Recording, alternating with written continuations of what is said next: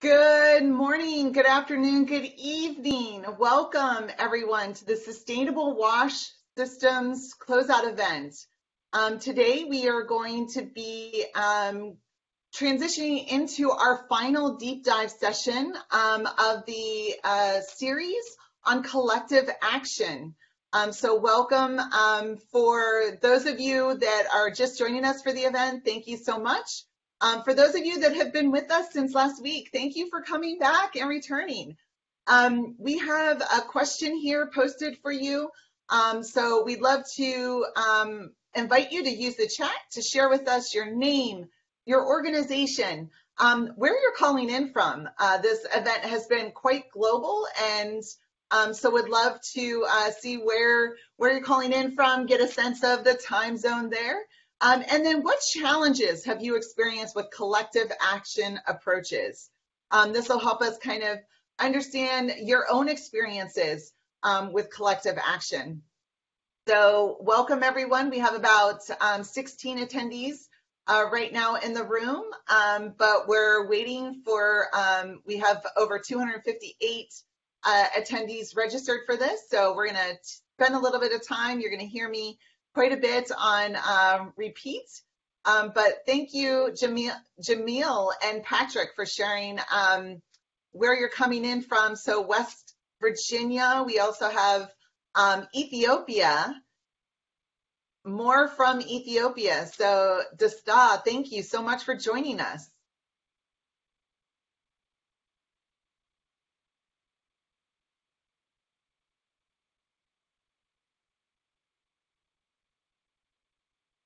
Hello, Melissa, welcome. Thank you so much for joining us from Virginia.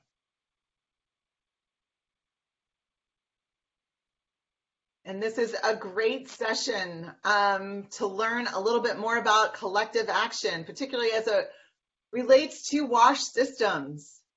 Welcome, Rod. Thank you. Raphael, thank you so much for coming from Switzerland, calling in from Switzerland. Not coming, sadly. Thank you, Amy, for joining us from Washington, D.C. Robert, thank you. Sacramento, very early in the morning, so thank you for waking up early for this event.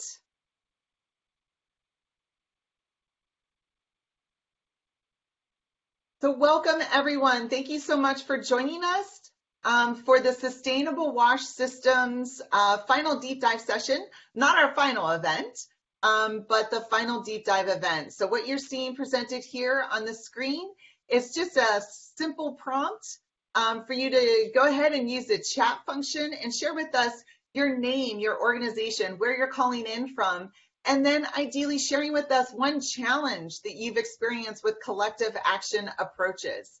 If you have no experiences, maybe share with us what you hope to learn in today's session. So thank you so much for calling in from Switzerland, Sean. Great to have you. More Lamesa from Ethiopia. Thank you so much for joining us. And you highlighted an interesting point around challenges. So frequent change of members is one of the challenges. Excellent. Pierre, thank you so much for joining us. Welcome back, Harold. Thank you for coming back.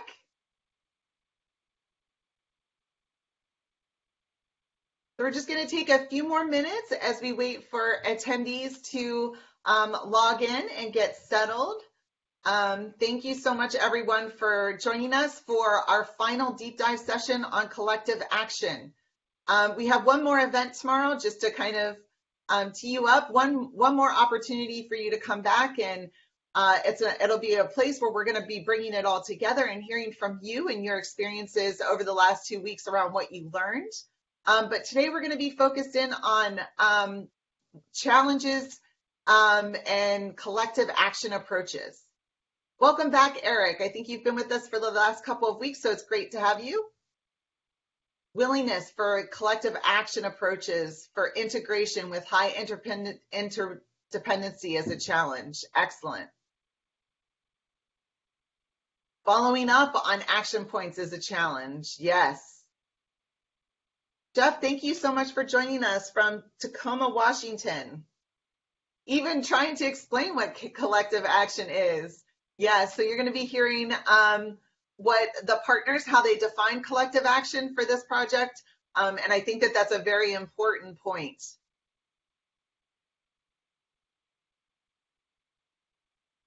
Agreeing on a common vision for collective action. Excellent.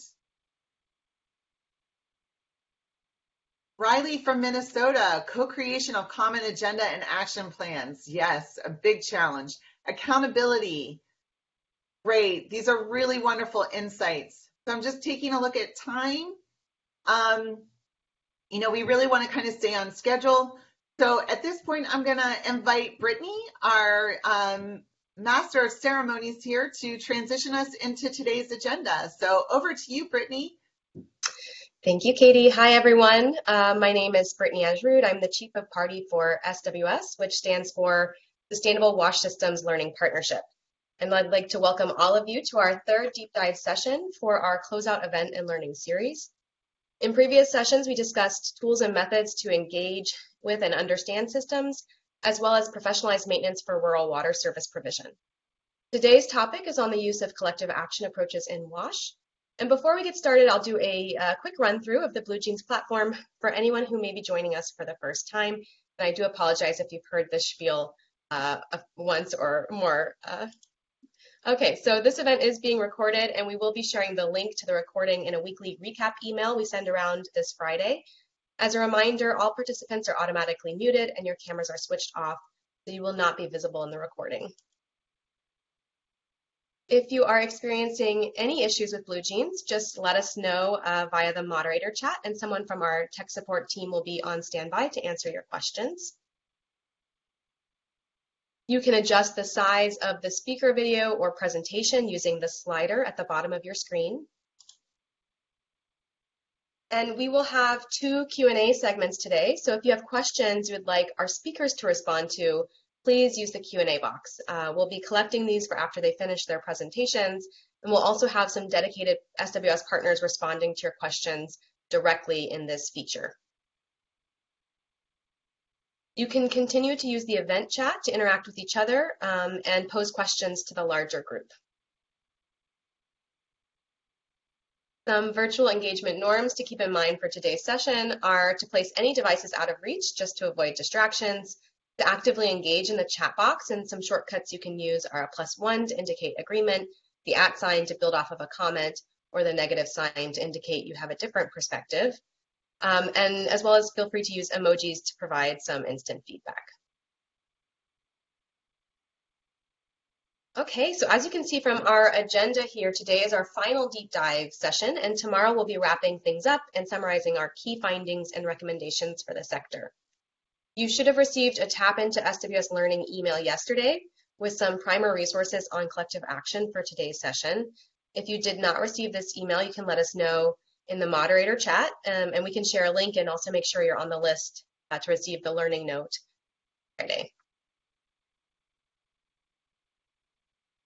For today's agenda, we'll provide some background on collective action and SWS research on the topic. We'll then hear a few case vignettes from SWS partners, sharing what this looks like on the ground and focusing specifically on the hub role. This will be followed by a summary of findings from an analysis SWS conducted looking at 11 cases of collective action in the WASH sector. And finally, we have a great panel of experts lined up for the second half of today's session, and they'll be reflecting on our findings and answering some of your burning questions. So we'll put the link in the chat to our Google site if you would like to read the biographies for all of today's speakers. For now, I'd like to introduce our 2 session leads for today. Sean Peabody is a senior learning specialist at Environmental Incentives and leads consortium-wide research on collective action. And Lucia Henry is an associate in the Water Resources and Infrastructure sector of Tetra Tech and leads SWS activities in 2 small towns in Ethiopia, focusing on sanitation service delivery. We will hear from Sean first, so over to you, Sean. Thanks so much, Brittany.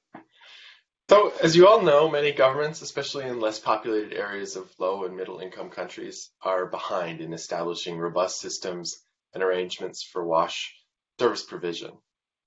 Major and systematic challenges such as rapid urbanization, water scarcity, and humanitarian emergencies further complicate reform efforts. Overcoming these challenges exceeds the mandates and capabilities of any single entity, ultimately requiring collaborative approaches among multiple stakeholders. Due in part to their recent emergence and inconsistent terminology, collaborative approaches in the WASH sector are understudied, and this gap in evidence as guidance is what we aim to fill with our research. Next slide.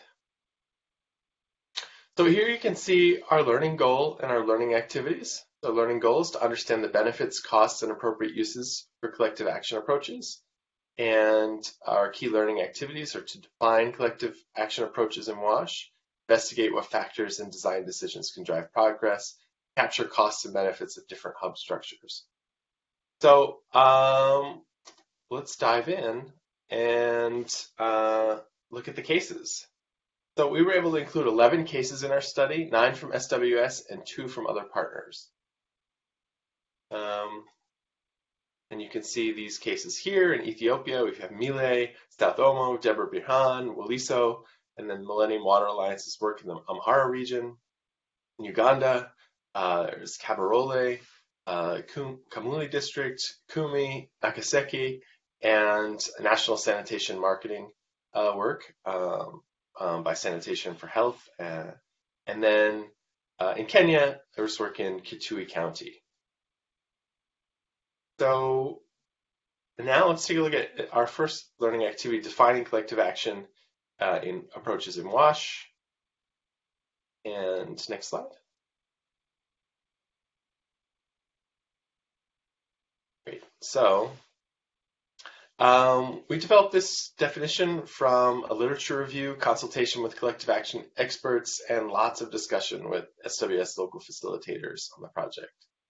And where we arrived is this: a process in which a hub regularly convenes sector stakeholders who take joint actions to address shared problems, and in which problems are complex and solutions require deliberation and action by many actors.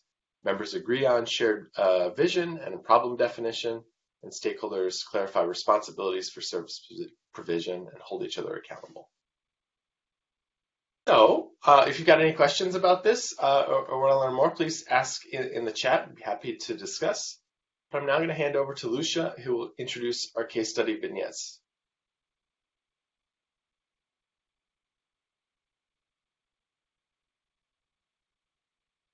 Good morning, good afternoon. Today, 3 of our colleagues will share their insights on applying the collective action approach on SWS.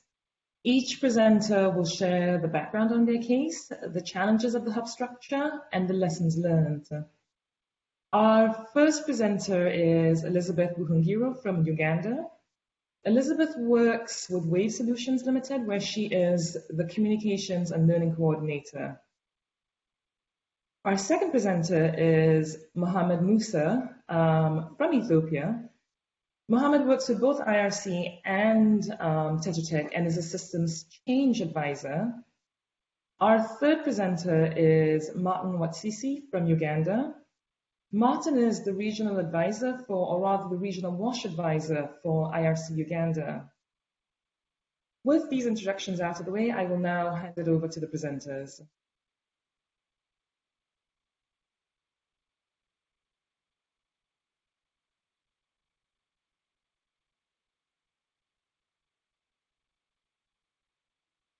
Hello, my name is.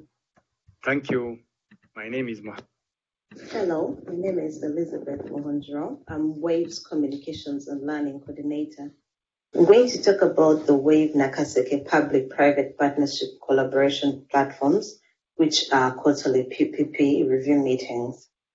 Nakaseke is located in central Uganda and is one of the 10 districts where Wave has a public-private partnership with the district local government for reliable water supply. Quarterly PPP review meetings were initiated as a platform to build the capacity of the district local government to regulate rural water service provision. In the PPP platforms, everyone has an active role to play. Wave, as a professional maintenance service provider, The district local government is the regulator implementing PPP action plans.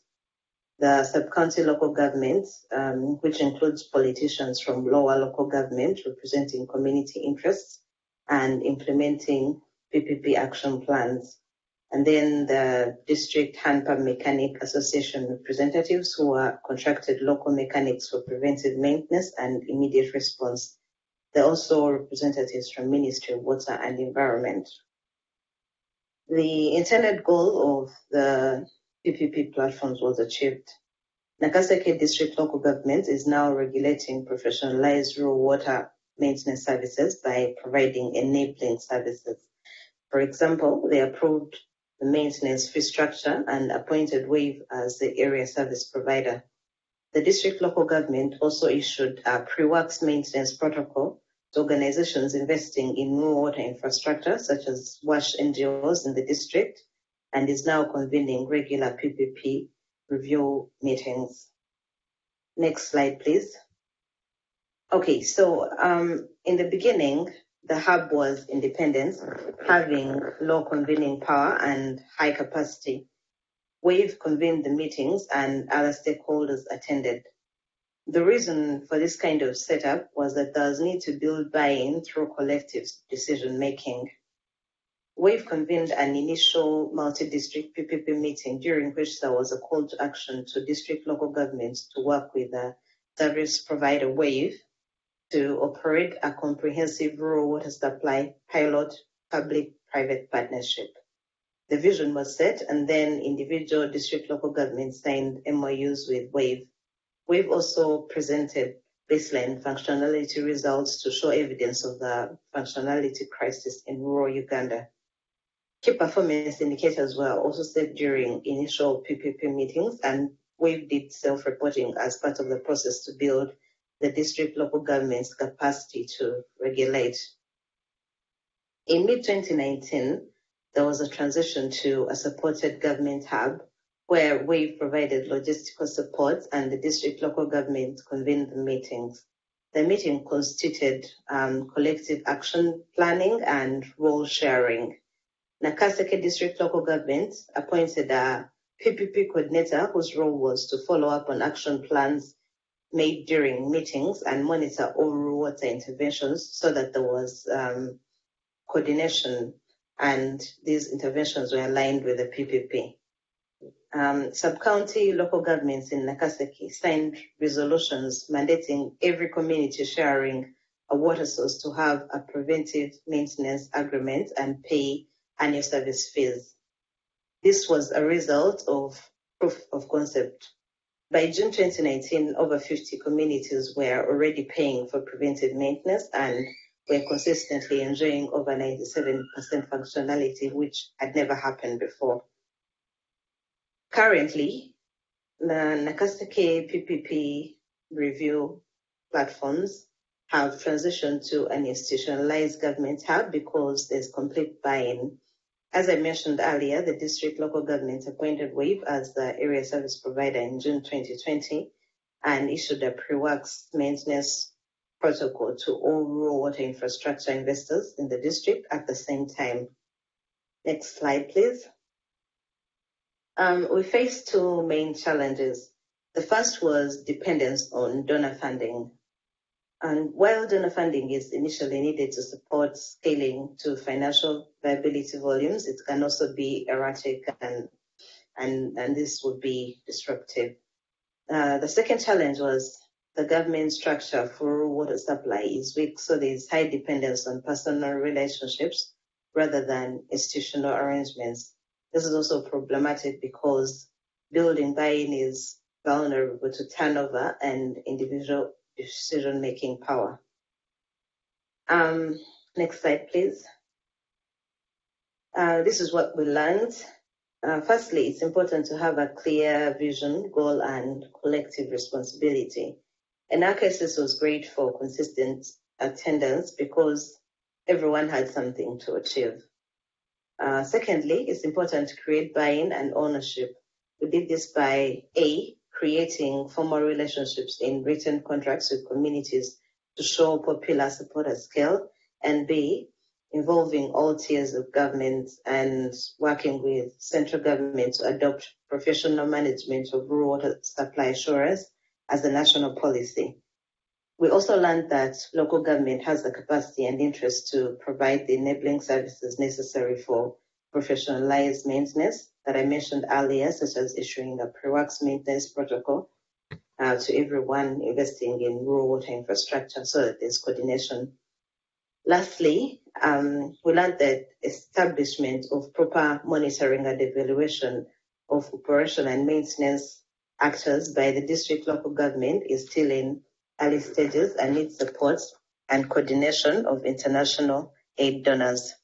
Thank you for listening. Thank you. My name is Mohammed Ibrahim. I'm going to present the challenges and the lessons from the South Ari hub structure. South Ari Warada is one of the 4 sustainable water system pilot areas in Ethiopia. Those are Debre Brahan, Waliso Mille, and South Ari itself. The Warada has a population of more than 280,000. The water sources are mostly from small schemes like on-spot spring, hand-dug well, and shallow wells. Its water access is 26%. Of these, 35% of the rural water schemes managed by water reserve stations, and only 2% of the household connection managed by gas utility. Next slide, please. The South Ari Learning Alliance, established in November 2017, following the discussion on different baseline assessment reports. Members of the coalition are technical staff and decision makers from the government wash sector offices, international and local NGOs, private sectors, and community groups. The Alliance said its vision first in line with the government growth and transformation plan, but later revised to contribute for the achievement of SDG 6 for at least 100% basic wash services. Next slide, please. The collective action startup process first started with initial consultations and assessments. The consultations with key decision makers and wash stakeholders. With the stakeholders conduct baseline assessment in order to start collaboration with the local government and successive discussions on the findings and recommendations. Secondly, formal agreement and establishment of the hub structure, signing of memorandum of understanding between the project and local government, and setting the steering committee from the Learning Alliance members and developing the terms of reference structurally to guide the Learning Alliance activities. Then setting vision of the Learning Alliance and deciding action areas. The Learning Alliance focus areas for South Ari is strengthening monitoring and maintenance of the rural water schemes, the financing of wash services. Lastly, during the journey of the Learning Alliance, all the members of the Learning Alliance implement the collaborative action plan and come back with report of their performance through the leadership of the steering committee. Next slide, please. When we look at the structure of the hub, the Learning Alliance structurally led by steering committee. The chair of the steering committee is the local government water office. The steering committee decide agenda, date, invite participants, and prepare presentation for the Learning Alliance meeting. Water office as a chair of the Learning Alliance follow implementation of the Alliance plan of action and reporting. The project, that means Tetra Tech or RC, serve as a secretary for the coalition. The coalition decided to sustain the Learning Alliance without external funding after the closeout of the project after this month, September 2021. The Alliance facilitation role provided additionally to the chair of the coalition, the water utility at Debre Brahan, the municipality at Waliso, and the water office at both South Ari and Mille expected to take the role of the project, that serving as a secretary and facilitating the meeting. Next slide, please. Some of the challenges are the WASH stakeholders at the local government level provide more focus for infrastructure development rather than strengthening system. There is a high turnover, especially on the member of the decision makers. The other challenges are low participation from the decision makers, low accountability for group action plan, dependency on the external funding. Next slide, please.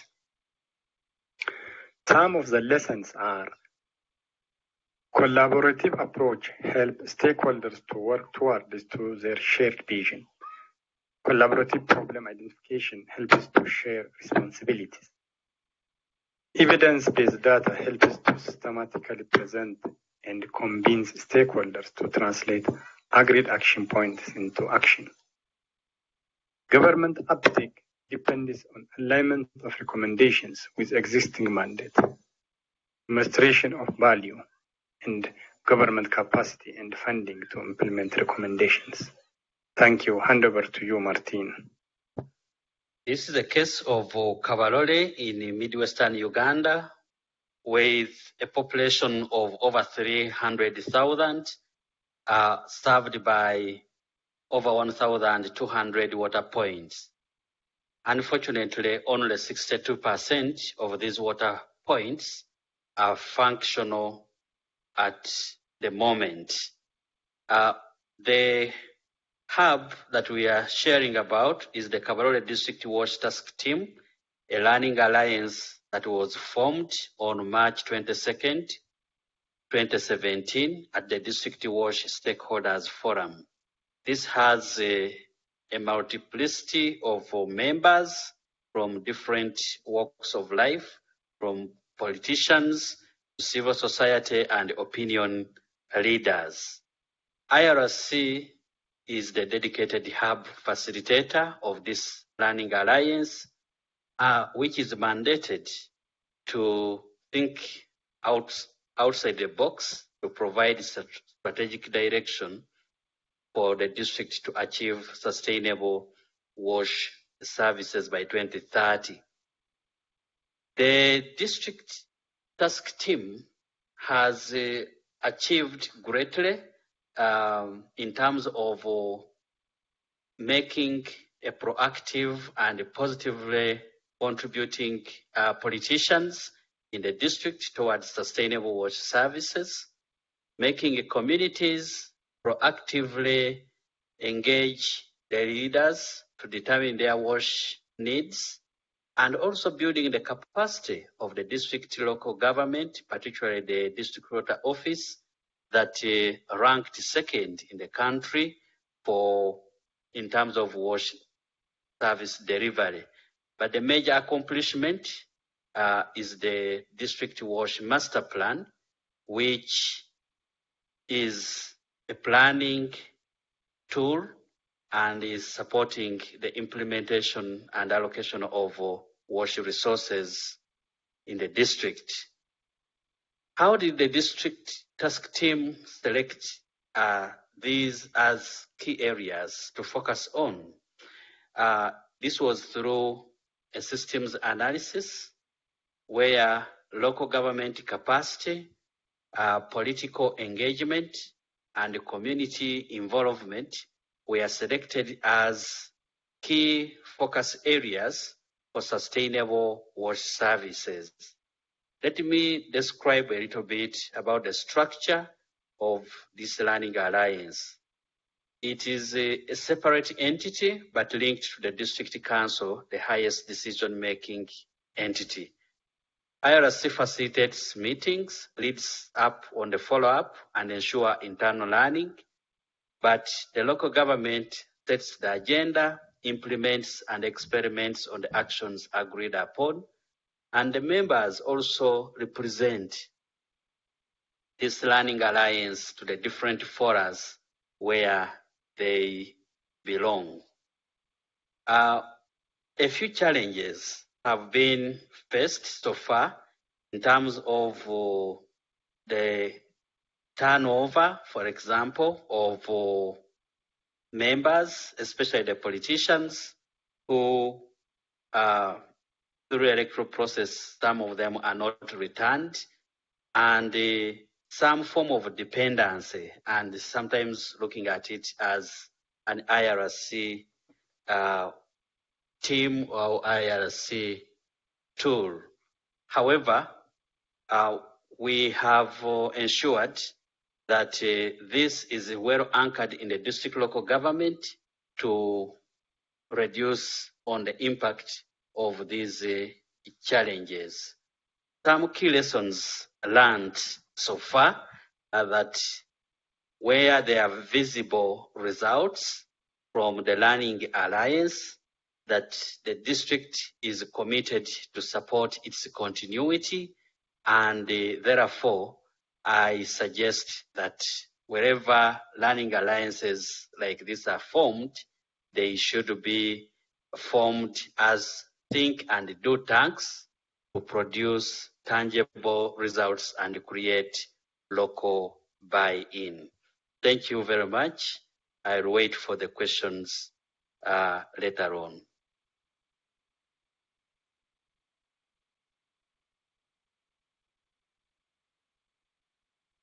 Thanks, Elizabeth and Mohammed and Martin. We'll now open it up to questions. The first question we have actually is for Liz. It's great, and it's from the audience.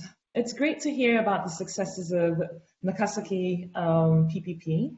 I'm curious about if there was much influence by other NGOs, as I can imagine that would have disrupted the work, but don't see it listed as one of the challenges. Liz, can you answer this question?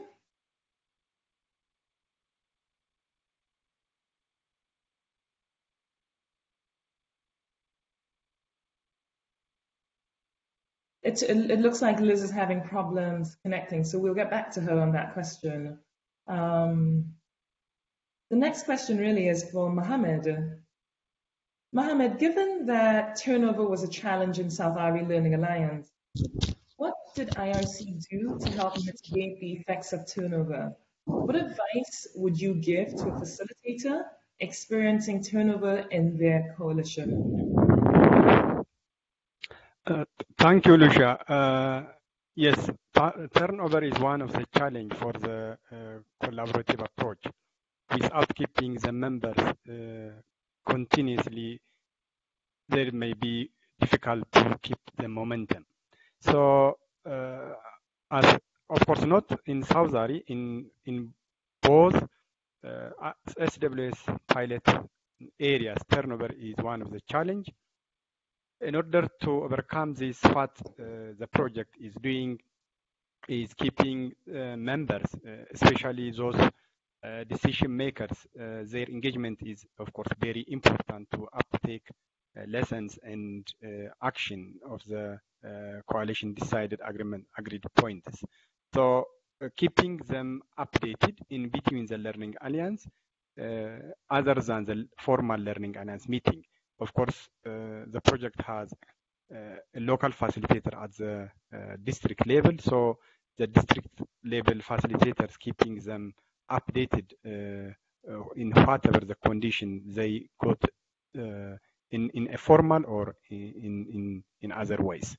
So for the facilitators, engaging at any condition, engaging the decision makers or the coalition members in any condition is very important in order to facilitate the government uptake and things in doing action.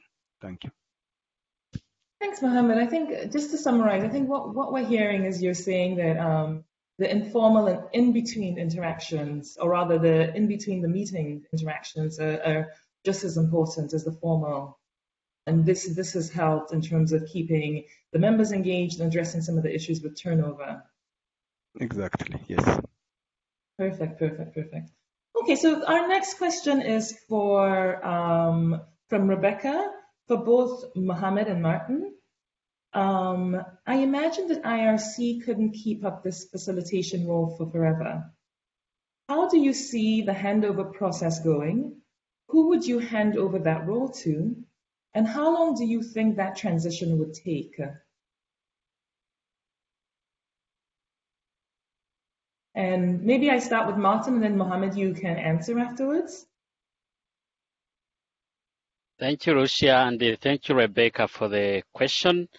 I think it's not in a given kind of timetable that we plan to hand over the facilitating role, but IRCs are existing as also a learning hub in the district, and that trust is based on that learning experience, not only just the long time that IRC has been in Kabarole district, but the belief in government, especially as the enduring entity in this particular role of serving the people, is already beginning to play out, that IRC trusts and engages the local government to play a central role in facilitating the learning hub, the learning alliance. So definitely it goes back to government, and already the transitioning is happening by strengthening the government capacity to appreciate and also take on the facilitation of the learning alliance. Thank you. Thanks, Martin. So Mohammed, I think what Martin is saying is that, it is difficult about timelines when we're talking about handing over, but key to the handover is ensuring that this is transition to government. Do you have any reflections on that, or can you also respond to Rebecca's question? Martin's idea. Trust is very important during our journey of the collaborative approach from the beginning. Engagement of the government, starting from the data collection and identification of the problems, is very important, and creating trust of the coalition, showing them with value, is very important in order to take this coalition or the learning alliance activities. By itself, it is learning alliance. If they learned good, they build trust with this approach. There is no question they will continue with that. Maybe as a earlier question, the turnover may affect the handovering, but institutionalizing is very important to handover. In our case, SWS is already closed supporting the Learning Alliance activity in June 2021, but we are expecting with this September, maybe, or in October, they will facilitate the Learning Alliance meeting by themselves. So they promised to facilitate by their own, of course, both small towns and rural waradas. Maybe I am sure one South Ari and from the small town Dabra Brahan will continue, depending on their interest and commitment of the Learning Alliance members. The other two, they promised to continue to hand over this approach, but we will see what will happening in the coming months. Thank you. Thanks, Mohammed. That's super to hear that it's super to hear that there's sort of the beginnings of that handover, or at least we're seeing them take the lead in the different SWS towns, and also that you see, you agree with Martin on the need to sort of institutionalize the Learning Alliance. It looks like we have Liz back on. Liz, one of the questions to you that has come in is, and I will repeat this here, it's great to hear about the successes of Nakasaki PPP. I'm curious about if there was much influence by other NGOs in Nakasaki, as I could imagine that would have disrupted the work, but don't see it listed as one of the challenges. Can you respond to this? Actually, Nakasaki, we I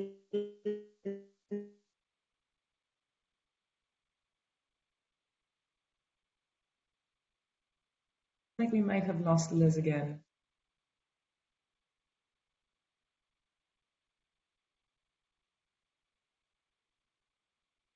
Let's come back to Liz. It's one of the risks of the disk working. In Nakaseke, it doesn't have a lot of NGOs offering free fares, and it was very. Liz, we can't hear you. We'll have you respond to the question in the Q&A box for now. And then we'll go on to the next question. Thanks for trying to connect. I know it's been difficult. Our next question is from Hannah. And I'm going to pose it to Martin and then to Mohammed. And Liz, if you can join us, that would be great. Would you say that existing government-led coordination mechanisms or networks could be used to facilitate collective action? That is, by influencing their agendas and work plans, rather than creating new project-funded alliances or mechanisms? Martin, can you go ahead? Yeah, thank you. I don't know who asked that question, but there, for example, for the case of Uganda, already the district has a district water and a sanitation coordination committee that sits on a quarterly basis for maybe a couple of hours to deliberate about the implementation of water and sanitation in the district.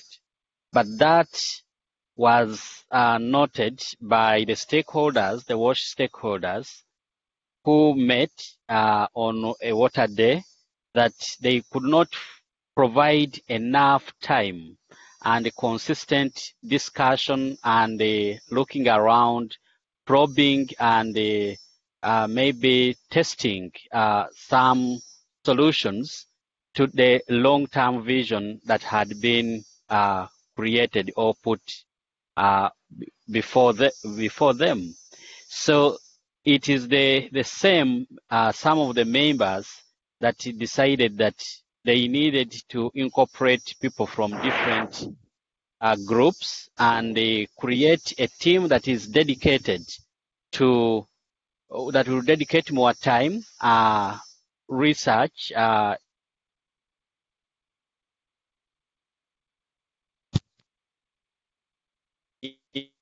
innovations,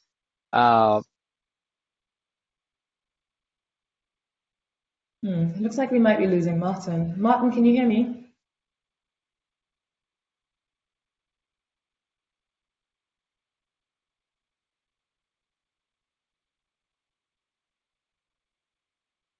Okay, we'll come back to Martin. Mohammed, can you respond to this question? What would you say? Would you say that existing government-led coordination mechanisms could be used to facilitate collective action? The question is from Hannah Crichton-Smith. Yeah, thank you for the question, Hannah. Yes, there is very important to continue on the existing government-led coordination. But in our case, in Ethiopian context, in some districts and towns, there is a WASH steering committee and the WASH technical team. In some district and towns, there is no. So in the district who already has a coordination mechanism, still we are suggesting to continue or build on it. But depending on the need of the existing coordination mechanism and the project purpose or objective, maybe they themselves discuss and include and identify some missed stakeholders. For example, in our journey, we included academic staff from Jinka University, small and micro enterprise to support the mechanics, and also community representatives in order to hear the challenges from the ground level. So, as you said, building the existing coordination is very important, but still there is a need to include the missed stakeholders during the journey, and depending on the agendas they are discussing and the plan they develop to take under action. Thanks, Mohammed. Thanks for that. I encourage the audience to continue to put your questions in the chat. In the meantime, we're going to go back to Martin. Martin, we have a question for you. You mentioned how IRC Uganda's long history in the area helped give them a convening power needed to kickstart the hub. Can you tell us more about how that helped you? You know, giving you the right connections, etc.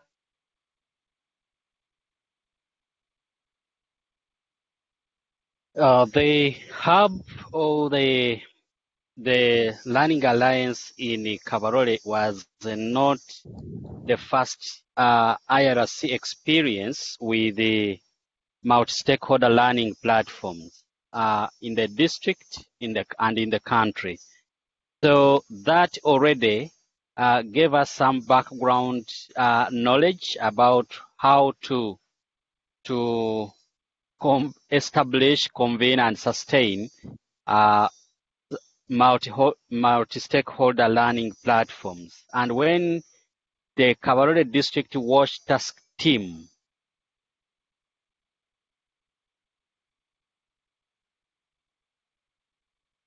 We lost Martin again, unfortunately. Let's give him a few seconds to rejoin.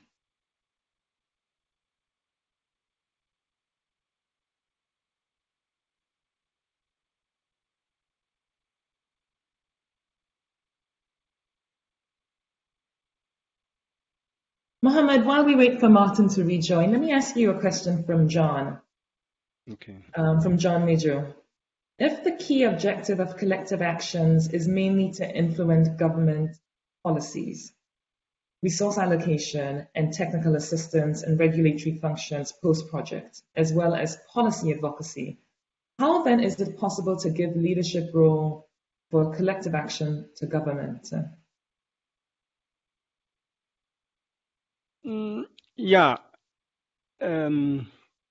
Of course, the collective action is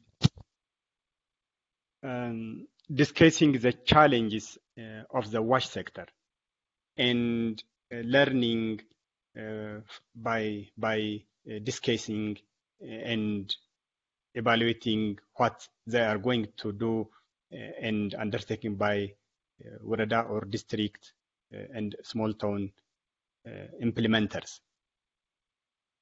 And they come back with reports and the suggestion for the decision makers. Of course, the decision makers, the Warada administrator and the mayor in a small town level, and the Warada administrator at the district level is a member and a chair, a keynote speaker for the Learning Alliance. They sit with the members, they hear what the members discussing and raising ideas freely, what they feel. Of course, there is the alliance is a voluntary meeting, a voluntary members. They are contributing. They came for the meeting voluntarily to contribute for their sectors. So any idea is acceptable.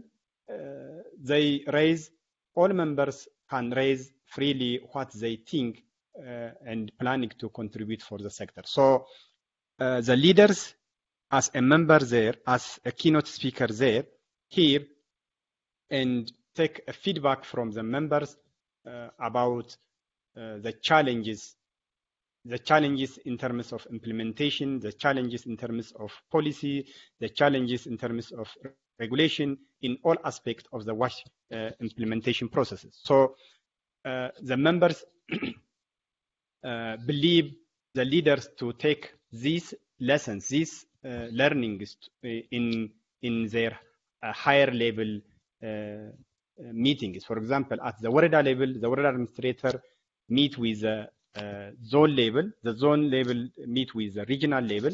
So they expected to raise this issue, their understanding about the ground level from the discussion of the Learning Alliance in their higher level meetings. And of course, we have a platform, also an opportunity to present lessons from the district level at the regional level as well as the national level. Thanks for that, Mohammed. Thank you very much. We're now going to actually open it up to, or rather transition to our colleague, Kimberly Pugel. Kimberly will present on the summary of the key findings in this research. Kimberly is at the University of Colorado at Boulder. She is the primary researcher on the collective action work in SWS.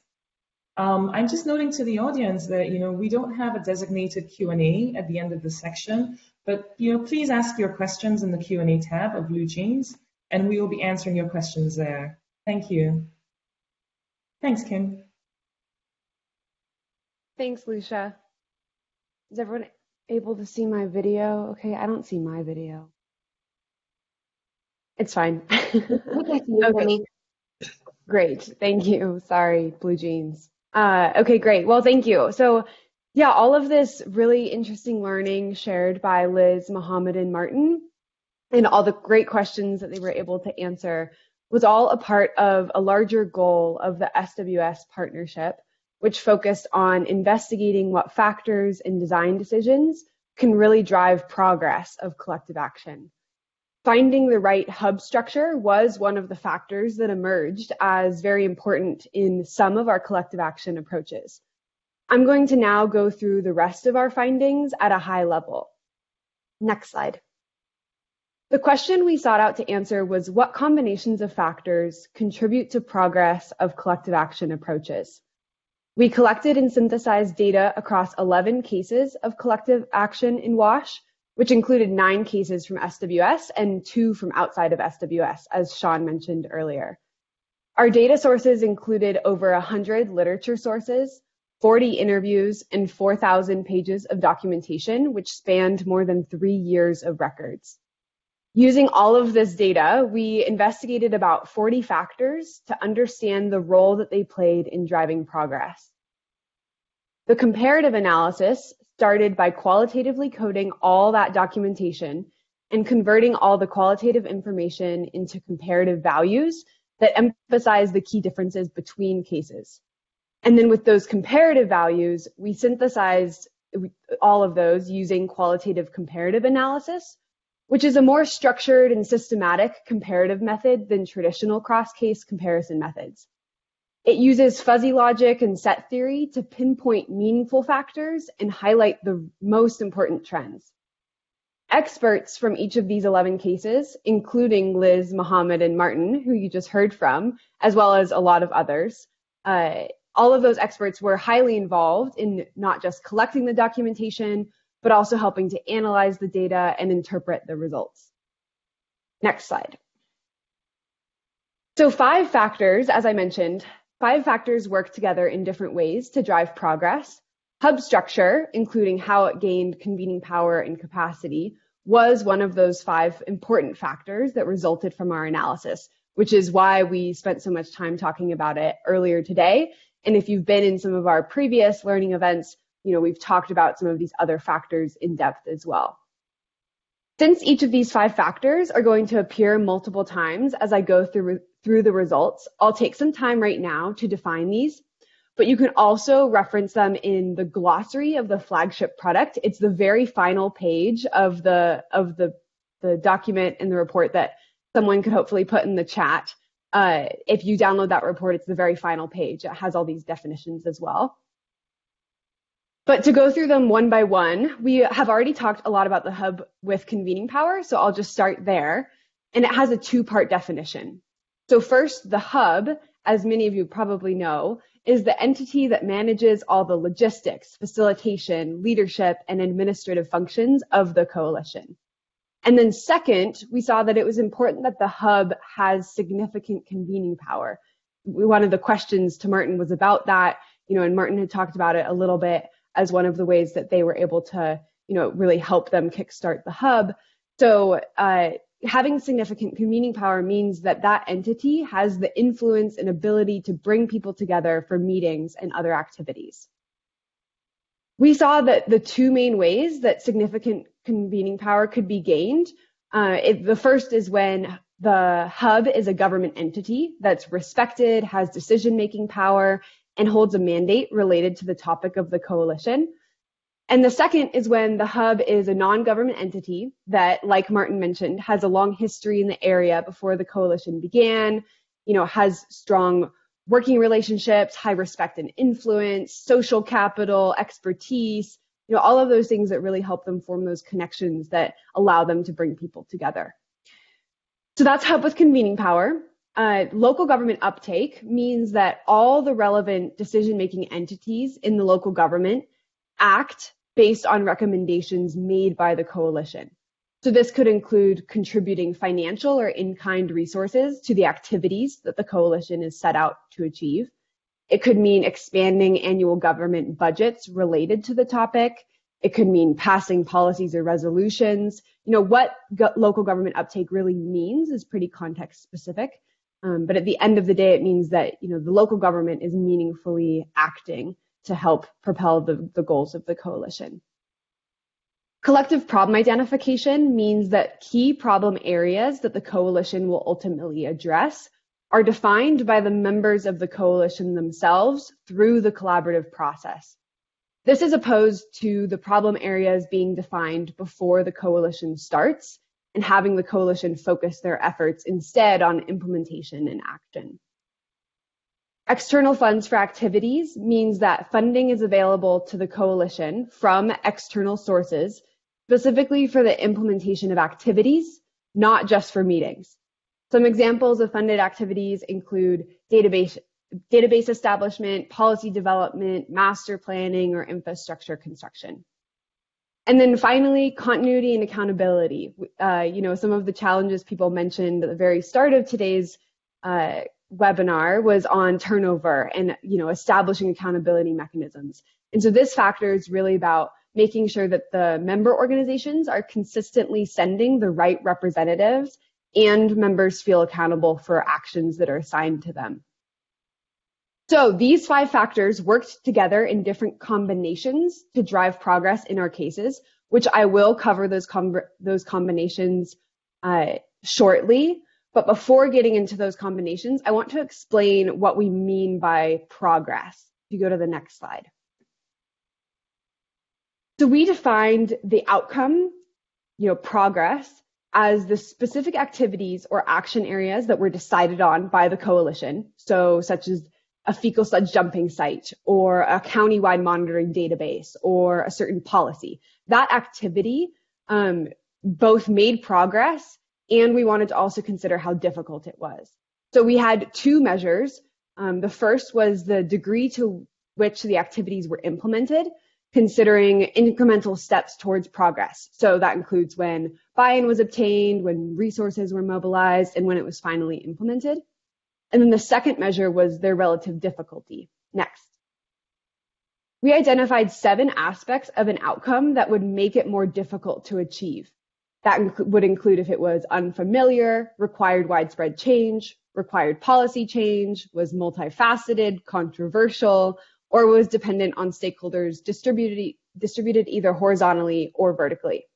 So, for example, in one town in Ethiopia, implementing a fecal sludge dumping facility was controversial because there was a long-standing conflict about which entities would be allowed to dump at the facility, and its establishment meant stronger regulation of some of the predominant industries in the town. So it was quite controversial. But not only that, it also relied on actors from the health office, the environmental office, the water utility, the sanitation municipality. So it was highly dependent on stakeholders distributed horizontally.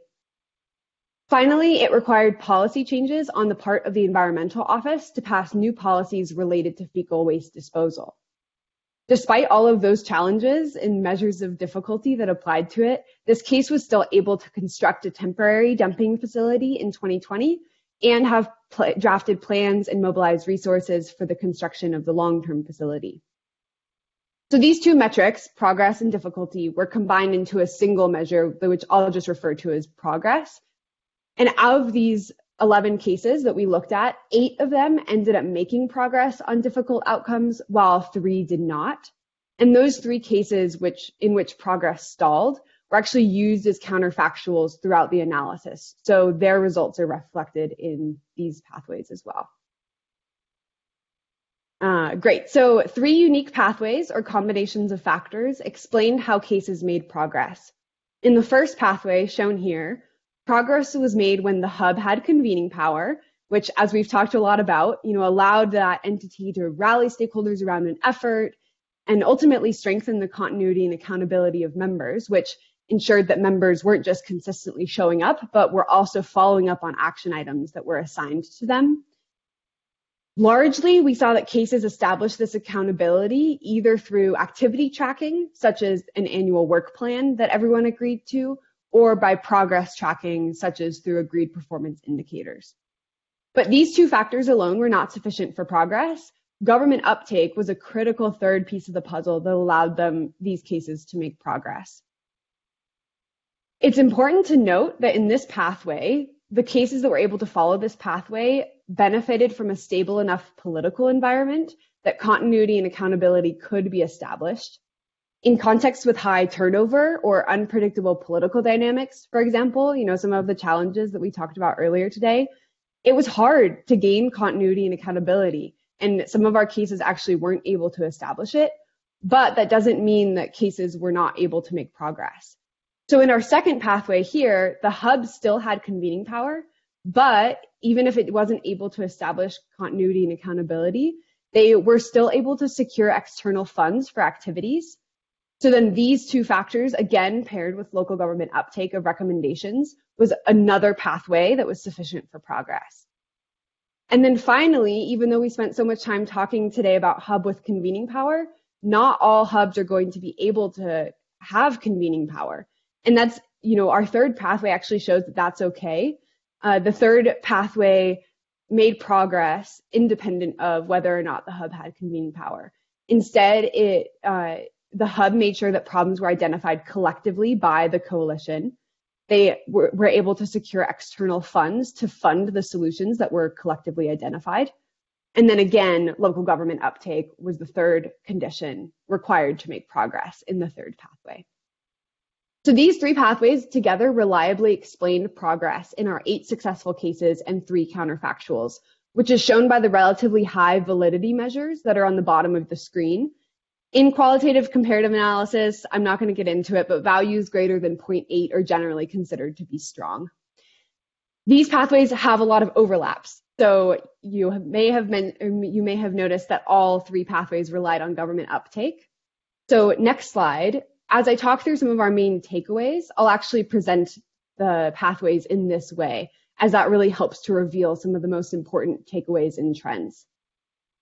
So the first takeaway is that local government decision makers taking action in response to recommendations by the coalitions was the only factor that was absolutely necessary for progress, and that it was in all 3 cases. So for example, the Deborah Brahan Learning Alliance in Ethiopia was able to construct that fecal sled jumping site in part because they were able to convince the town administration and mayor's office to allocate budget for it.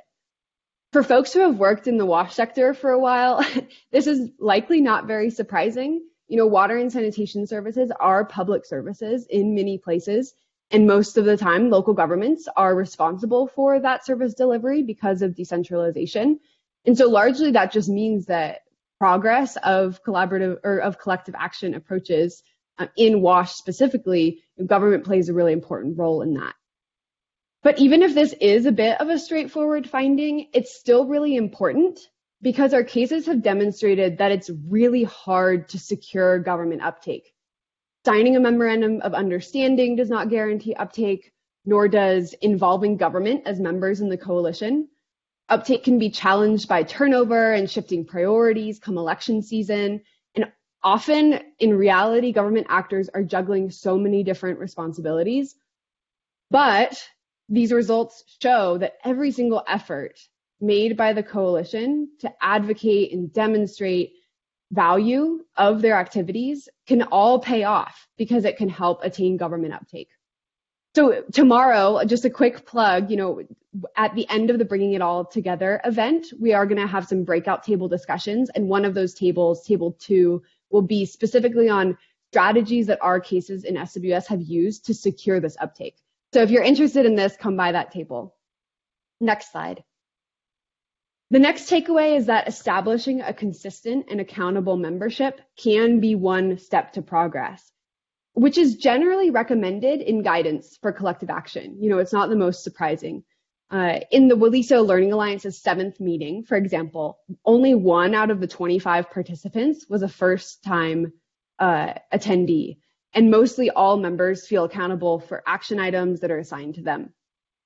That being said, we saw that a lot of our cases were not able to achieve continuity and accountability because they didn't have that stability, such as, when they had frequent turnover of government staff or shifting priorities due to emergencies. We've talked about this a lot, and it's a big challenge. And one of our big takeaways is that that's okay. 2 pathways were able to make progress without continuity and accountability. Next slide.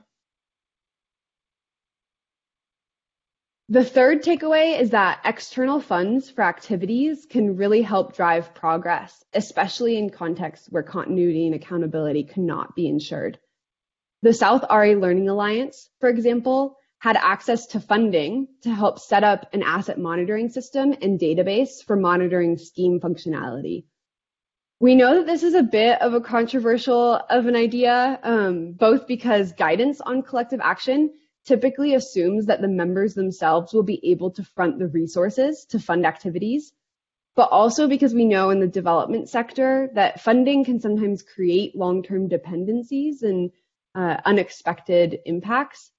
But overall, our results are showing that for the first 3 years of a collective action program, funding can be necessary in some contexts, but again, not all contexts. Next slide. And then finally, our last takeaway is about collective problem identification. Again, collective problem identification means that the coalition themselves are identifying the problems through the collaborative process, rather than problems being identified before the coalition forms. The Kabarole District WASH Task Team, which Martin talked a lot about, there in Uganda, for example, they formed with the sole task of helping their district reach universal access to WASH by 2030. All of the task team members brought their unique knowledge and expertise to the table, and with the help of a comprehensive systems assessment conducted by IRC Uganda, which Martin also mentioned, they identified 3 main problem areas that they would tackle to help achieve that universal access. Collective problem identification is generally recommended in guidance on collective action. Some would even say that without collective problem identification, an approach wouldn't even be considered to be collective action. But we saw that even though it was critical in some contexts, it was one of the 3 pathways to progress, that doesn't mean that a program needs to do collective problem identification to be successful. There are still routes to success if a program requires problems to be predefined. So for example, if, in response to program funder constraints or to align with government agendas, problems need to be agreed on before the coalition starts, that's totally okay. And that can be, that doesn't mean that the coalition won't be successful. Next slide.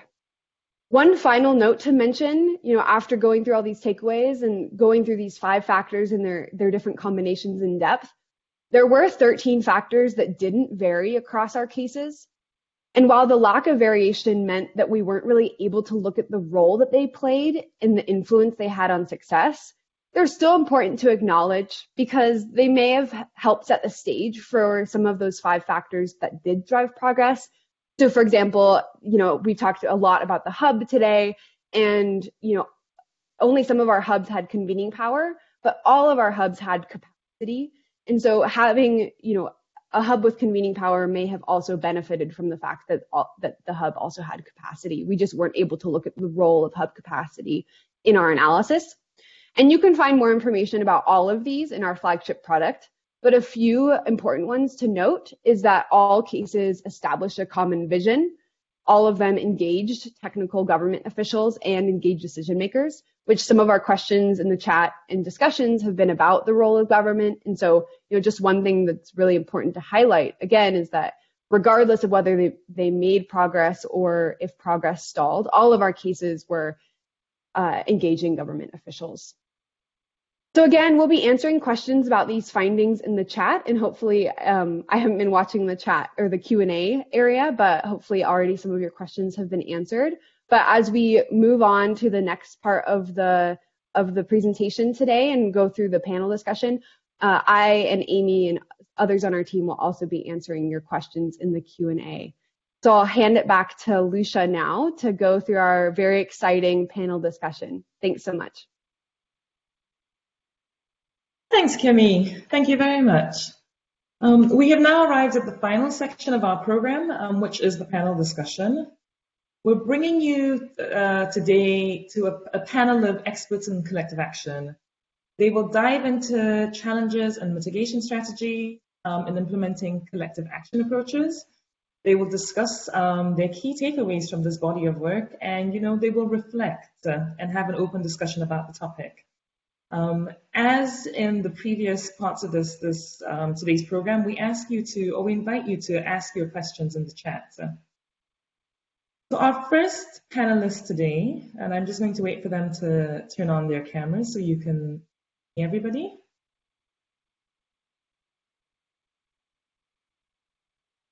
Perfect. Welcome. Our first panelist today is Laura Brunson. Laura is the Deputy Director of the Millennium Water Alliance, and she oversees the organization's work in Ethiopia and Kenya. Our second panelist is Adib Mahmood. Adib is a Managing Director in the Washington, D.C. office of FSG. FSG is a social impact focused consulting firm which works both in the US and internationally. Our third panelist is Ryan Mahoney. Ryan is a WASH advisor at USAID's Center for Water Security, Sanitation and Hygiene. He provides technical assistance to USAID missions around the world. And our final panelist is Louis Burstein.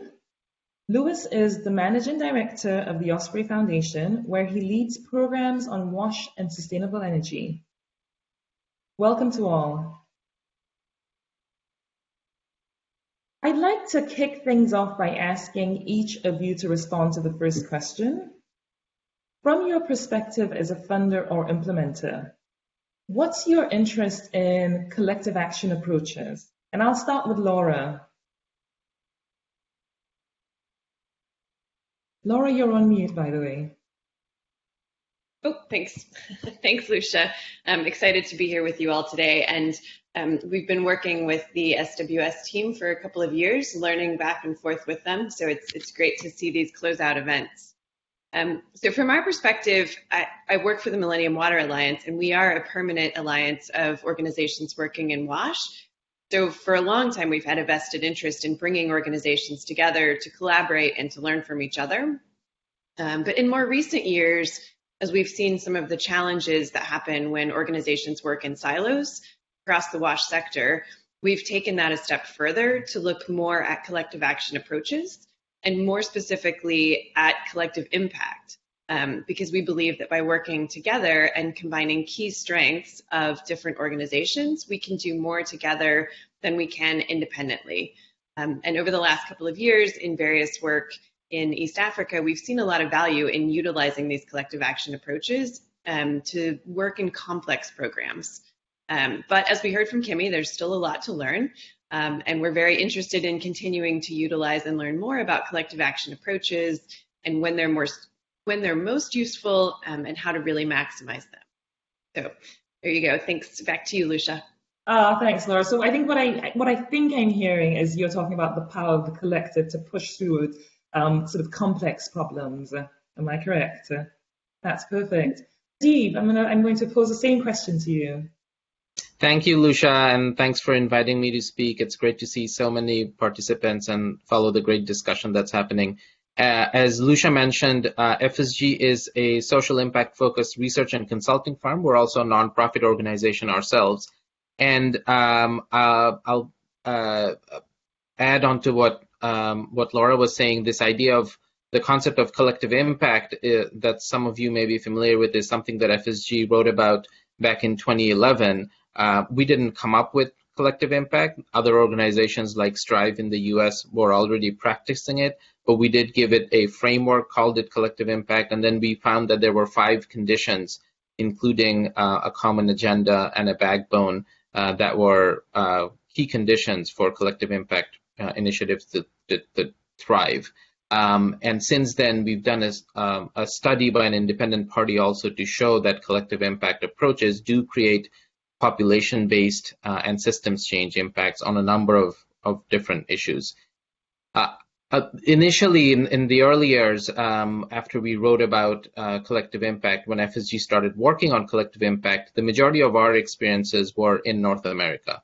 And we felt strongly that it could be applicable to many settings in emerging and developing countries as well. And it's great to hear the examples today, even if they're not using the traditional definition of collective impact, the fact that collective action is happening in WASH settings in sub-Saharan Africa and other parts of the world. And so over the last few years, we have done more work in collective impact around the world, some focused on WASH. For example, the USHA project that was one of the 11 studies was a project that's focused in Uganda, where we partnered with Tetra Tech to bring a collective impact approach to market-based sanitation nationally in Uganda.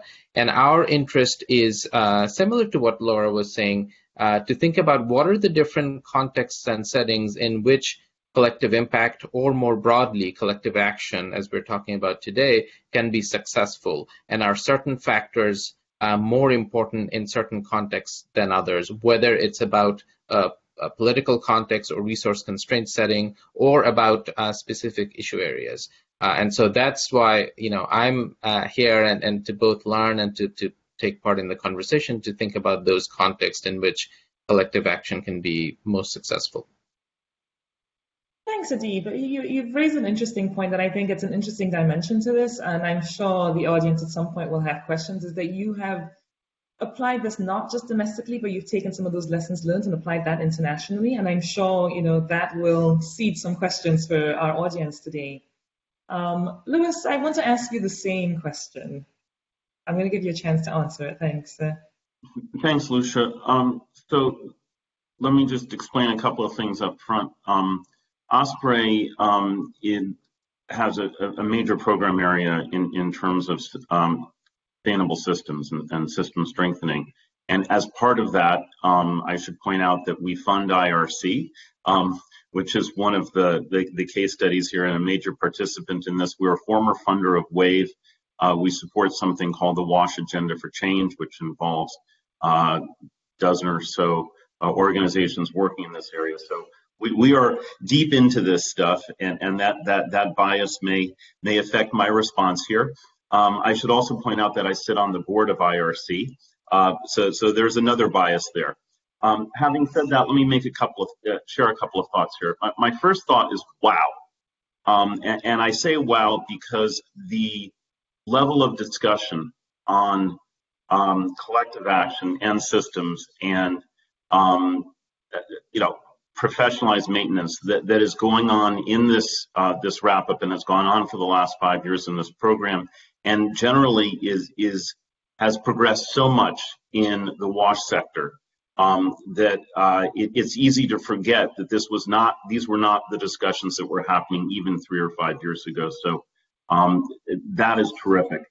The second point, Adib mentioned some work that was published by FSG in 2011. I'm going to go back to 2004 when FSG and a professor at the Kennedy School at Harvard, Ron Heifetz, published a piece called Leading Boldly, which talked about the difference between technical and adaptive problems.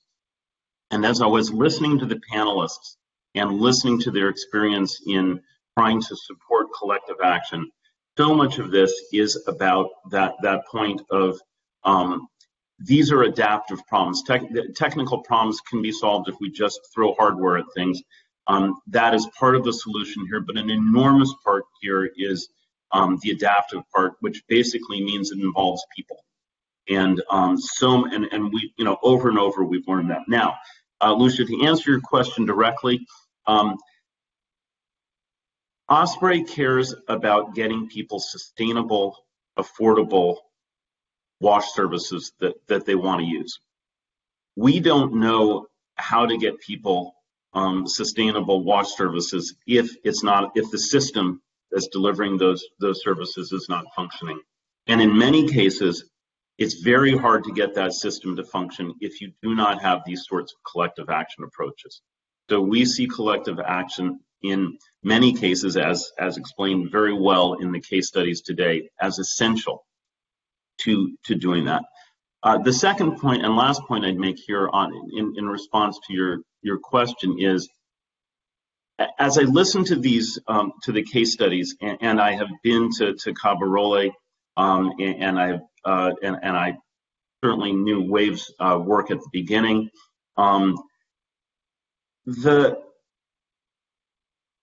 If you have a really strong program manager, a country manager, a lot of what is being discussed here, they do intuitively. They understand that they have to build these relationships. They understand that they have to work with the government. But what's so great about what the SWS program has done is that you've put some structure to this. You've put some formalized learning to this. And what that means is that people who are not necessarily intuitively or innately capable of looking at this, or don't have as much time, and want to get moving quickly, can learn from the publications, can learn from the experience of these folks, and that should accelerate and I think strengthen the ability to pursue collective action approaches. Thanks. Thanks, Lewis, for that full disclosure, and thanks for the answer. I think one of the things that I have taken away from your response is that, it's recognizing how essential this is, collective action, not only to system change, but to service delivery. Ryan, I'm going to ask the same question to you, pose the same question to you, rather. Sure. Yeah. I mean, going last, I think have to piggyback on what a lot of the other panelists are saying. I think my interest in the collective action is that it works and is necessary to achieve systems change and to achieve the outcomes that we're targeting in water and sanitation. So it's kind of certainly attacking it from that effectiveness perspective. And I think, a lot of these case studies are showing that, yeah, as Lewis said, whether it's more ad hoc or if it's a very systematic collective approach, like what was done with the implementers of sustainable wash systems, it seems like a pretty strong precondition for getting major progress in terms of sustainable progress through on our sector, stakeholders. So building upon even just beyond in USAID, I work across lots of different disciplines, and I think there's one angle of citizen accountability, civil society engagement, that actually a lot of these hub structures provide feedback mechanisms that are quite robust in terms of having some accountability in the system as well. So building these up and as well can have broader kind of governance, broader good governance impacts, I think, beyond our sector itself. And then just to be frank, that no one funder has the funding needed to solve the effective nature of it. It certainly tries as well. Happy to continue that conversation about making sure we're leveraging resources as best we can. Oh, that's great to hear. That's really great to hear. So I'm going to pose the second question to both Adib and Ryan, and we can start with Adib. What would you do differently now that you've read the report and seen the case vignette? Yeah, I've got two reflections, and this is based on both the case studies as well as what Kimberly was presenting on the 3 pathways to impact. So going back to collective impact that I was talking about, the 5 conditions that we've written about and practiced when we've set up collective impact initiatives are a common agenda, mutually reinforcing activities, continuous communication, shared measurement systems, and a backbone. And obviously, many of these are ones we're hearing about in these case studies as well, especially the hub, which is, sounds like to me is a different name for a backbone, and then common problem solving is what we recommend doing in a common agenda. What was interesting for me, the 2 points that I'd like to think about differently going forward is in the pathways, while the common problem definition was one of the factors, it wasn't a factor in all of the pathways to impact. And it's not terribly surprising. We haven't come to the belief that you have to have all 5 of those conditions to see impact. Certainly there are other pathways to impact. But what I'd like to think about differently is how do you come into a situation where the group feels like they've done enough conversations, that they've looked at data enough, they've interpreted the data enough to have worked through what the problem might be. And so is there a way to actually, jump ahead to the hypotheses for what the solutions might be? That would still be part of what we would call a common agenda. So the common agenda includes both the problems, definition of the problem, as well as what the group needs to do together. But is there a way to not spend as much time on the problem definition if the group feels like they're there? And how do you assess that at the beginning, right? So that's one point that I'd like to think about differently. And then the other is how strongly local government uptake showed up. It was, as Kimberly was saying, it was a critical component in all three pathways to impact, right?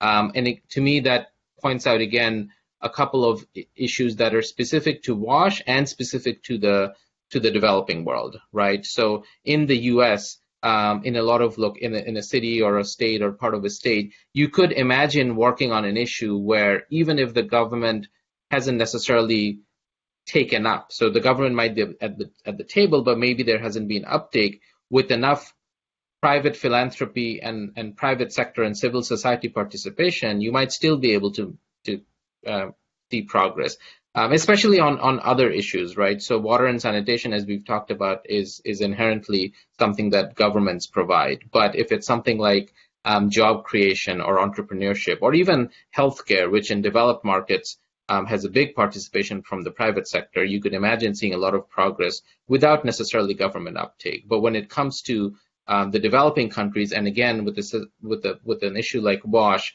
it is so critical. So that's something I'd like to think about in the future. What are some of those contexts where you have to have government uptake, which is pretty clear that in this case you do. That's great to hear. The questions about, what are the key, and you can correct me if I'm wrong, what I'm taking away from this, some of the key aspects or key components that you need to have for collective action. Do you need to have that common problem identification? SWS, I think it's clear that not necessarily, but also this need for local government participation as well in collective action. Ryan, can you respond to the question and perhaps either build or challenge what Adib has given us? Yeah, I think that exact, just to go off on a little bit of a tangent there with Adib's comment, I think part of what I'm learning from this case study is, from these case studies and the rigorous analysis done, is that, experts don't always, without going through a more systematic process, don't always hit the nail on the head, because I think SWS also did some expert consultations about what factors would be most important in these types of problems. And actually, that common problem identification was like what was a really top priority from those experts, whereas local government support was kind of a medium priority. And I think, by going through the work and doing the rigorous research, we're seeing, at least for the WASH sector, at least for these types of problems, that local government actually, was much more critical in a lot of the cases than the common problem identification. So I think to some degree, it's forcing us to check,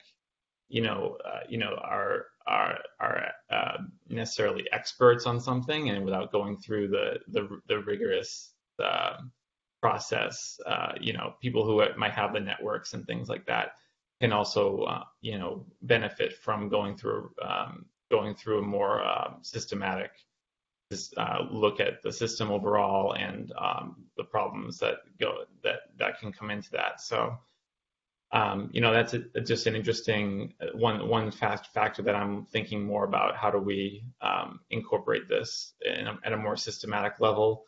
And beyond that, I think based on these reports, first of all, it's just great to be able to point to some evidence. So when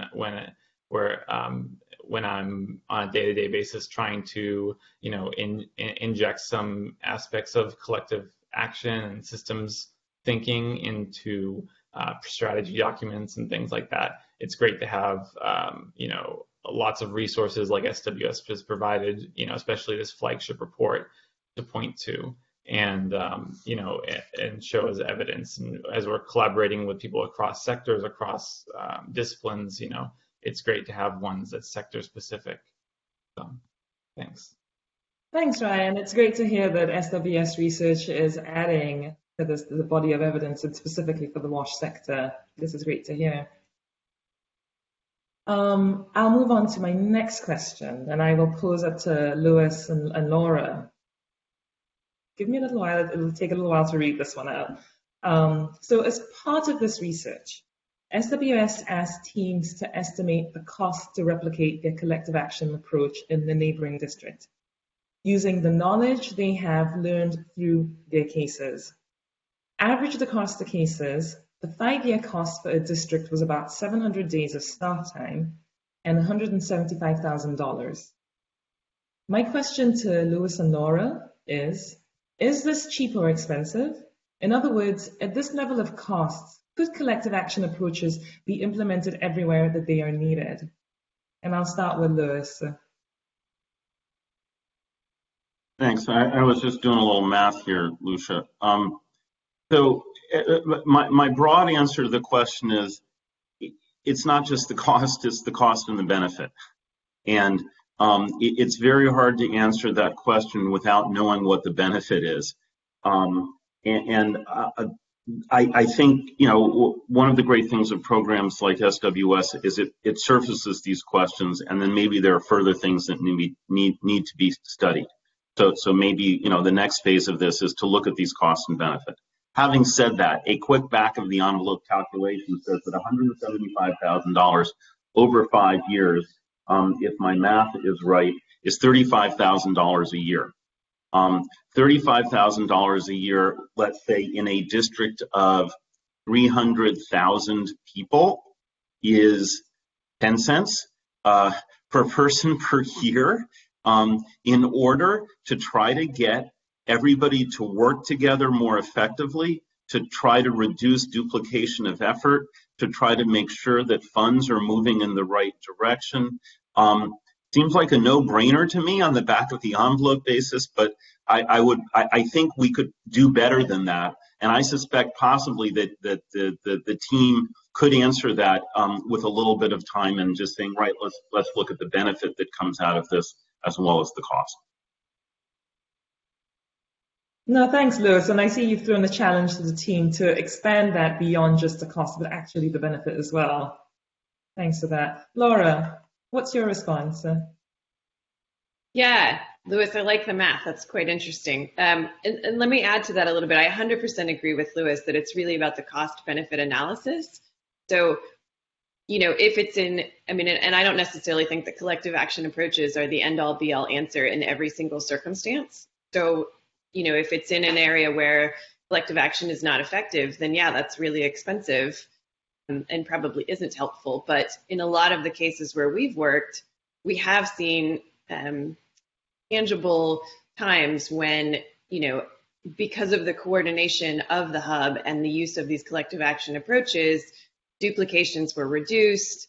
And one of my key examples is, things that can be really harmful in the sector. So I'm sure most of us have seen examples where, in the same district, one entity is trying to set up a private sector type supply chain for, let's say, water treatment technologies.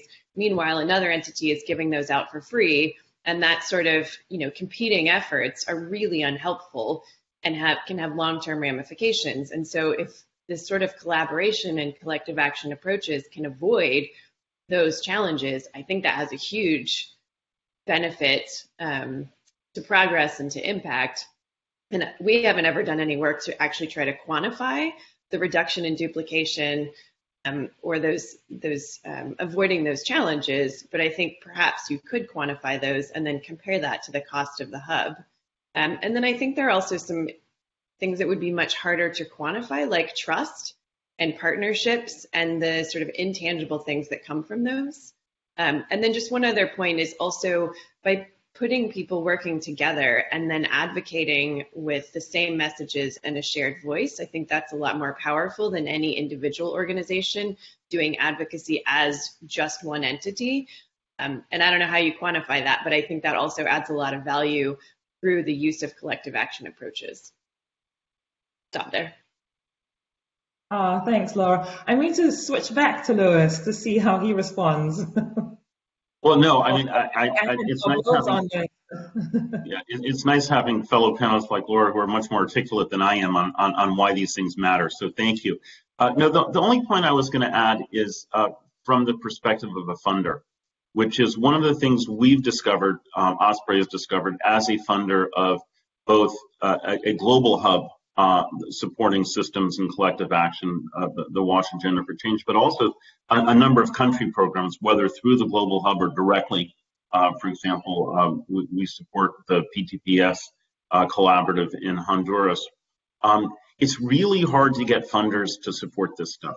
Most funders only want to support direct service delivery.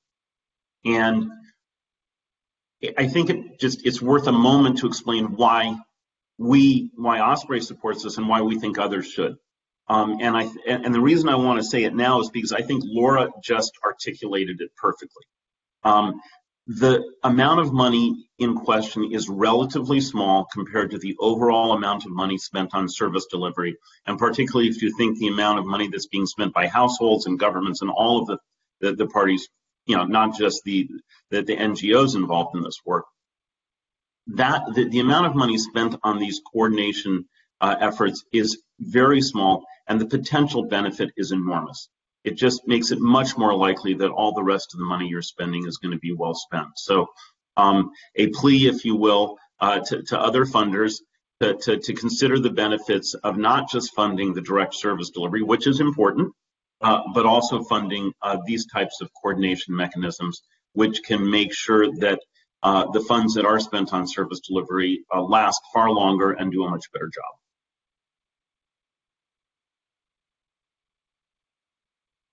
Thanks, Louis.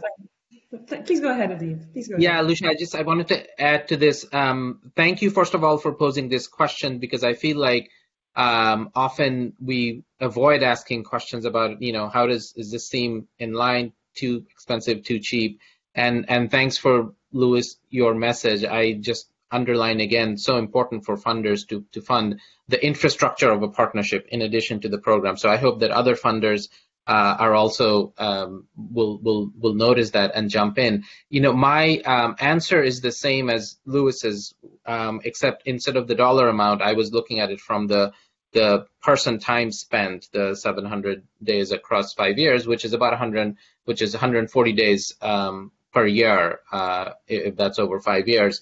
And the reason I say my conclusion is the same is that also seems cheap, if you will. The way normally we think about collective impact is for the hub to be staffed by 75% to 100% of a full-time equivalent. That can be a one person that can be spread out over multiple people over the course of the initiative. And so, if you do that math, instead of 140 days, depending on how you count working days in a year, that's like 200 days or above in a year. So again, from that perspective, if you're able to get a hub up and running for this number of human days, that seems cheap and definitely seems worth investing in as well.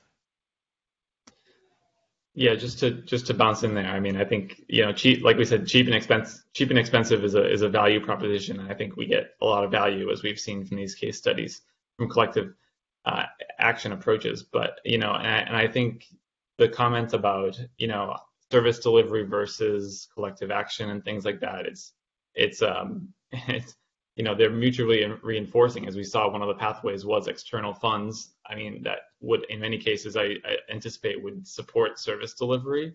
So I think, those are just illustrates how the solution pathways that we've identified in this flagship report are, kind of mutually beneficial in that way. And that in many ways, it's kind of like the projects that are going on need to keep that in mind and think more about how they attack an entire district. I think we see too many projects that are spread thin because they want to hit 25 districts in the country for whatever reason, whether that's the donor, whether that's the ministry, or an impact that the implementer also wants. But I think having the focus to move in on tackle an entire district, and then these costs become, you're really able to see the benefits from all these costs when the coalitions form and can have impact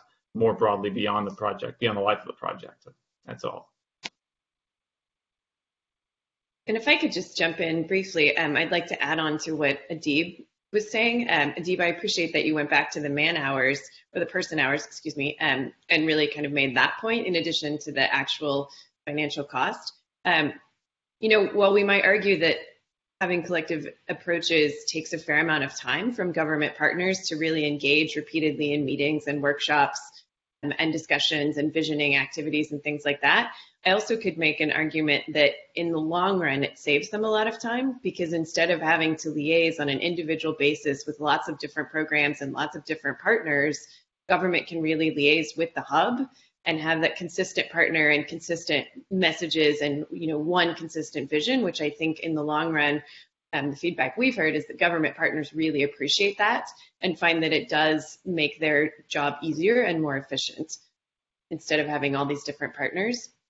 And the other point on the person hours is that we've also heard a lot of feedback, and I assume that the folks from SWS have gotten this also, is that people really like working this way. They like having strong, trusted partnerships and working together with other entities in a nicely coordinated and consistent manner. And so I think that also energizes people and helps to motivate them. So I think there's also an intangible cost savings there that we could add to the discussion. Thanks. Thanks for this. And we have a very interesting and good point that's coming from Rebecca in the chat, and I'm going to repeat it here. She says that I think one of the challenges in getting donors to change their funding priorities is the need to have metrics to show progress or benefit, and the need to justify investments. For example, USAID metrics can sometimes be challenging to navigate and don't always allow for emphasis on this sort of work because they're hard to quantify. And I'm going to say that, before I move on to the next question, Ryan or Lois, do you want to respond to this? Sure. I mean, I think I'm not sure which, project or metrics that they're referring to, but it's definitely, this is part of collective action. We're not doing for the sake of doing collective action. It's to see these outcomes come about. And we have a new suite of indicators on governance and financing that I think would definitely be appropriate for collective impact, collective action approaches.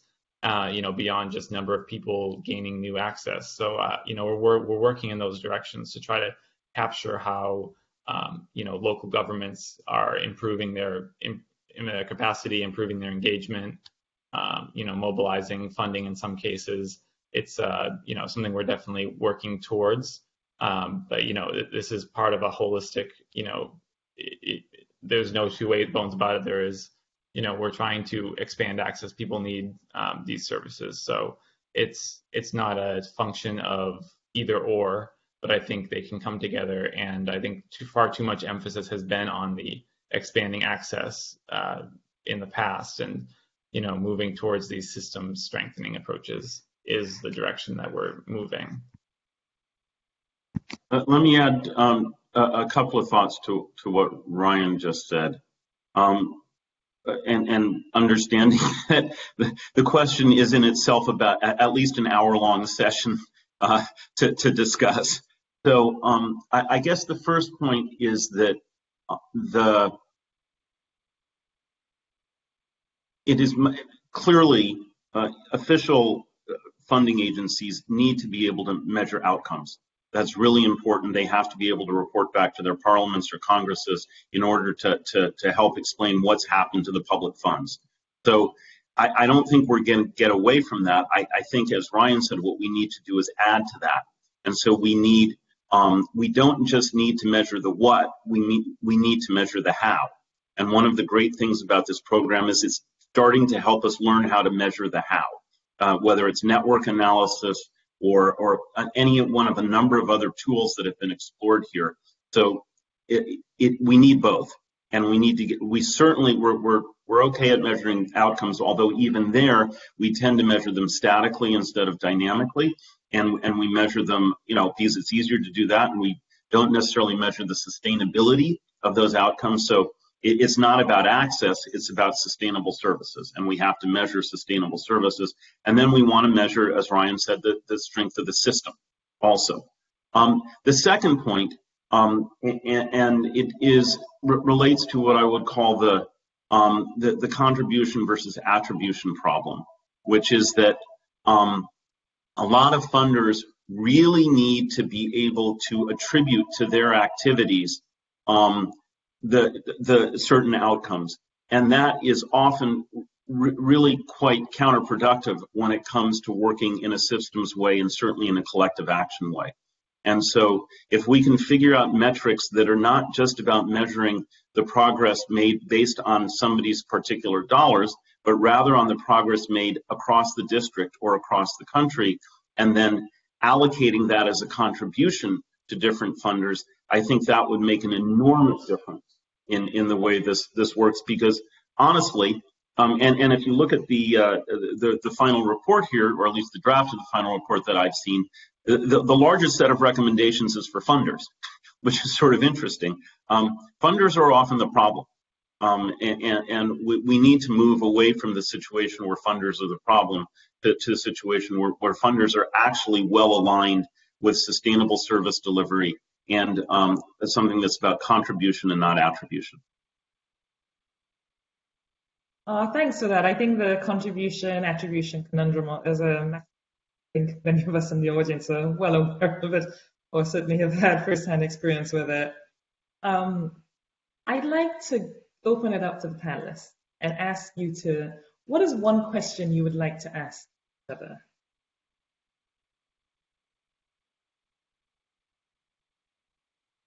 And any one of you can start off. I guess I'll jump in. I mean, I have my response to this, but I think one thing I hear when we're talking about collective action and systems approaches is people might say, like, this is just some responses I get, people say this is just good development. This is just, apart from the fact that I don't know how to put good development in a scope of work or a project document, how do you respond to those kind of critiques where they say, oh, you just need to hire the right person, and they'll know all the players, and this is overly expensive way of attacking that problem. Maybe does any of the panelists feel like they have a good response to that critique I hear sometimes? I could start, I think, Ryan. That's a really great question, and I hear that sometimes too. But I think a couple of things. One is that it's very intentional. So, yeah, in the sector, we like to say, oh, we should all partner together. We should stop working in silos. But it's really easy to say that and then to sort of put a loose partnership together. But I think the use of collective action approaches are much more intentional. So it's intentionally having a hub that's going to serve specific roles across the entire partnership. And it's intentionally convening together on a regular, consistent basis and having this shared vision. And so, you might get loose partnerships that do some of those pieces, but I think this is much more intentional. And so I think that's one answer. And then the second point, but I lost it. So I'm going to stop now and let somebody else jump in.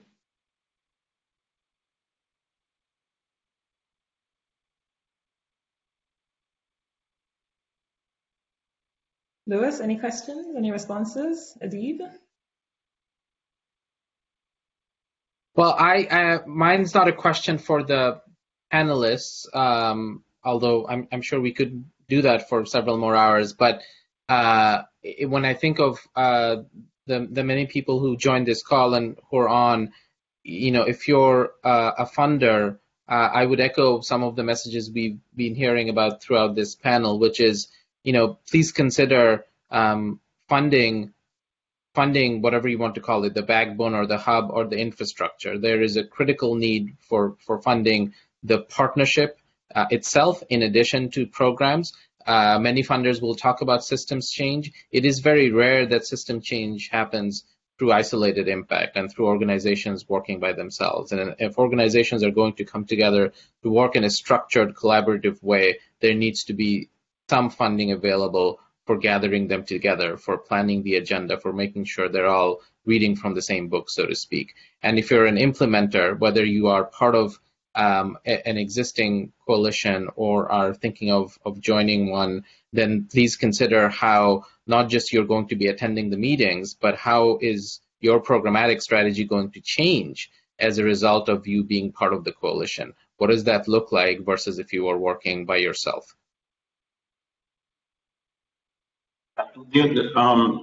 Lucia, the only thing I would add to that is what I've learned from studying collective action efforts in other areas is very much echoes what Adib just said, which is at some point you really need to subsume your organizational goals for the greater goals of the collective effort. And that's very hard to do for the contribution versus attribution reasons and a bunch of others, but the really effective collective action efforts actually have everybody pulling together. And I think it goes back to that wonderful graphic of the fish all swimming in a different direction as opposed to the fish forming one big fish and moving in the right direction. It's hard to do, but boy, when it happens, it's great. And I guess the only other thing I'd say is, and this is from the perspective of a funder, not an implementer, it's pretty easy to tell that it's working when you visit. Now, as a funder, it's, I do a lot of visits, or I used to do a lot of visits up until a couple of years ago. And I visited Cabaroli a couple of years ago, and it's clear when the efforts of organizations are in service of the government, are in service of the collective good, as opposed to just being out there to do their own thing.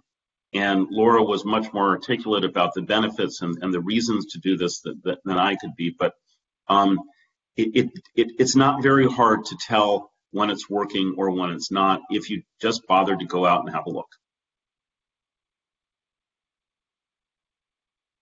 I think with that, I will say thank you. Thank you to all. It's been fantastic having you on here as a panelist. I think you've given us a lot of food for thought in terms of, understanding the value and the importance of collective action in any of the approaches that were, any of our work actually, it's critical to service delivery. And I also thank you for posing some challenges to us to go back and ask some of the right questions. It's not about the cost, it's about the cost benefit. I think with that, I will say thank you very, very much. I can see our chat was pinging, and Lois, like you, I think I miss the days when we could all see each other and travel a little bit. I think this would have been an interesting and lively discussion if we'd all done this in person. I can see the chat pinging again. But thank you very much. Thanks to all the panelists for this. And with that, I will hand over to our Chief of Party, Brittany.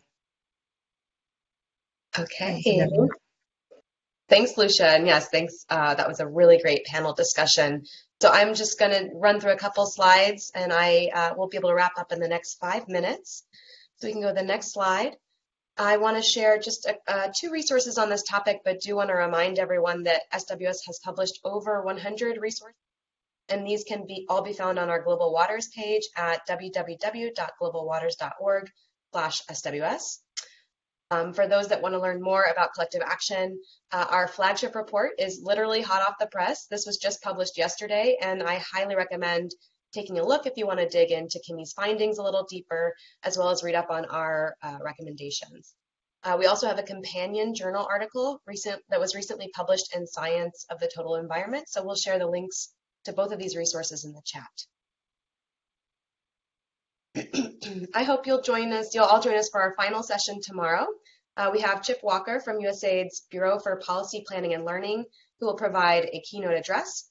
We'll also summarize key findings and recommendations from the 3 deep dive sessions, and we'll end with a World Cafe so that you have the opportunity to select from a few new topics, including securing government commitment for collective action, which has already been plugged during this session, as well as using outcome mapping to measure systems change, which I think gets at a little bit at the measuring the how, picking up on that thread from the panel discussion. So I promise you'll learn something new tomorrow, and we'll share the link to register if you're not already signed up. Hope to see all of you there. Now that you've all attended at least one of our deep dive sessions, we'd love if you could fill out a quick 1-question survey. You'll be answering the question here in the blue box, and our goal with this survey is to explore how you, our participants of this closeout event, conceptualize the factors and their interconnections that are critical for supporting sustainable WASH services. So please take just a minute to fill this out. We'll be sharing some preliminary results during tomorrow's session, so that should be quite interesting to see. Next slide, please.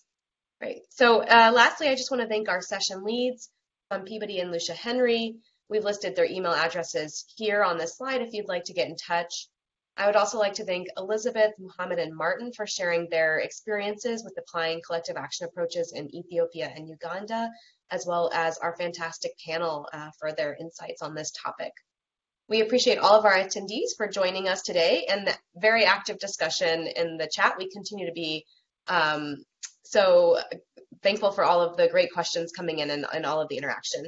And we hope to see all of you tomorrow for our final session. So that's it. Goodbye for now, and hope to see you tomorrow when we bring everything together.